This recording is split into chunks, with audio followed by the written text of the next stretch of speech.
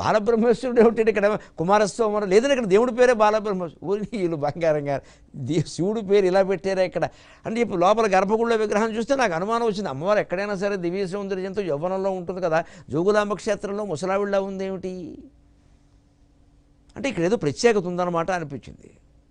బాలబ్రహ్మేశ్వరుడు అనగానే అర్థమైపోయిందమ్మా మహానుభావురాలువమ్మ. 8వ శ్లోకానికి అర్థం నాకు ఇప్పుడు తెలిసిందమ్మా దక్షిణామూర్తి స్తోత్రంలో అనుకున్నాను నేను.